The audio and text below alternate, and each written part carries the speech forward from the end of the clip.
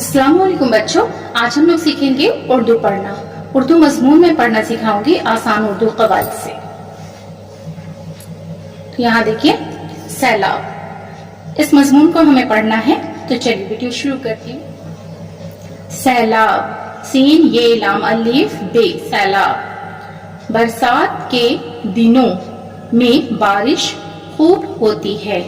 बारिश का पानी पहाड़ों से नीचे आता है। दरियाओं, नदियों, झीलों और नालों में पानी भर जाता है। दरियाओं, नदियों, झीलों और नालों में पानी भर जाता है। जब पानी के जखीरे खूब भर जाते हैं तो फाजिल पानी दोनों किनारों से उमड़कर दूर दूर तक फैल जाता है। जब पानी के जखीरे खूब भर जाते हैं तो फाजिल पानी दोनों किनारों से उमड़कर दूर दूर तक फैल जाता है। यही सैलाब है। सैलाब क्या है, इसको बहुत अच्छे से समझिए। सैलाब क्या है, सैलाब किसे कहते हैं? बरसात के दिनों में बारिश खूब होती है। बरसात के दिनों में बारिश खूब होती है। बारिश का पानी पहाड़ों से नीचे आता है। दरियाओं, नदियों, झीलों और नालों में पानी भर जाता है। दरियाओं में, नदियों में, झीलों और नालों में पानी भर जाता है। जब पानी के जखीरे खूब भर जाते हैं तो फाजिल पानी दोनों किनारों से उमड़कर दूर दूर तक फैल जाता है। यही सैलाब है। कभी कभी बर्फ के ज्यादा पिघलने से भी सैलाब आ सकता है। इससे नदी का हज्म बढ़ जाता है। इससे नदी का हज्म, ये देखिए हज्म बढ़ जाता है।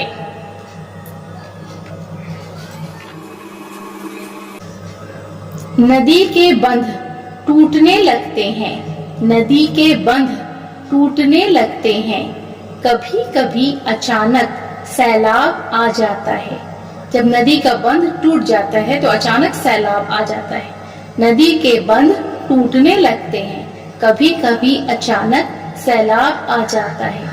उससे लोगों पर नाकाबिल बयान, उससे लोगों पर नाकाबिल बयान मुसीबतें, मुसीबत की जमा है मुसीबतें, और जबरदस्त आफतें टूट पड़ती हैं।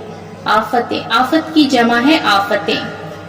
जब सैलाब आ जाता है उससे लोगों पर नाकाबिल बयान मुसीबतें और जबरदस्त आफतें टूट पड़ती हैं। मकानात गिर जाते हैं। मकान की जमा है मकानात, मकानात गिर जाते हैं। सामान बह जाते हैं। लोग बेघर हो जाते हैं। लोग बेघर हो जाते हैं। बहुत से मर्द, औरतें, औरत की जमा है औरतें, बच्चे, मवेशी बह जाते हैं। मवेशी किसे कहते हैं? जानवरों को कहते हैं। बह जाते हैं। बहुत से मर्द, औरतें, बच्चे, मवेशी बह जाते हैं। सैलाब खड़ी फसलों को तबाह कर देता है। सैलाब खड़ी फसलों को तबाह कर देता है और उससे मुल्क में कहत पड़ जाता है।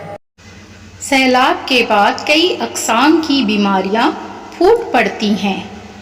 सैलाब के बाद कई अक़साम की बीमारियां, किस्म की जमा है अक़साम, कई अक़साम की बीमारियां फूट पड़ती हैं।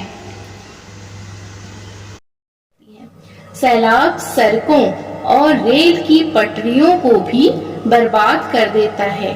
सैलाब सड़कों और रेल की पटरियों को भी बर्बाद कर देता है और गाड़ियों का आना जाना मुलतवी हो जाता है।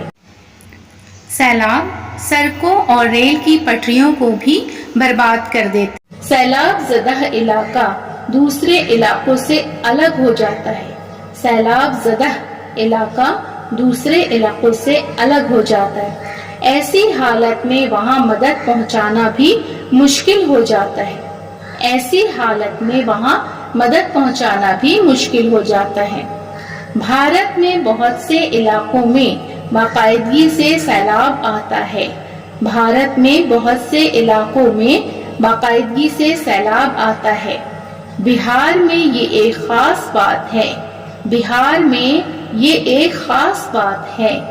1975, यहाँ देखिए उर्दू में लिखा हुआ है 1975, 1975, ये क्या हुआ 1975 ईस्वी में। 1975 ईस्वी में गंगा के सैलाब से पटना शहर बुरी तरह मुतासिर हुआ था।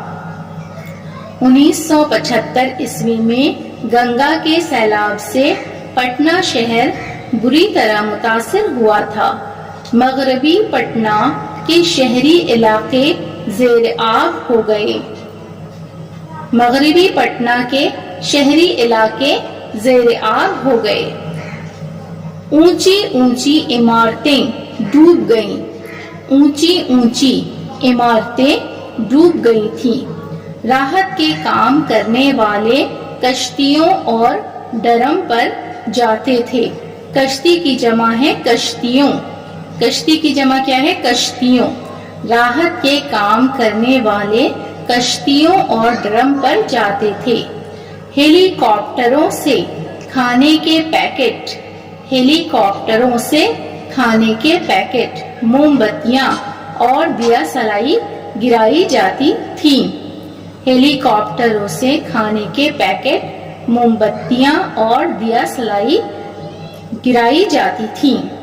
हमारी सरकार ने बार बार सैलाब के आने को काबू में कर लिया है। हमारी सरकार ने बार बार सैलाब के आने को काबू में कर लिया है।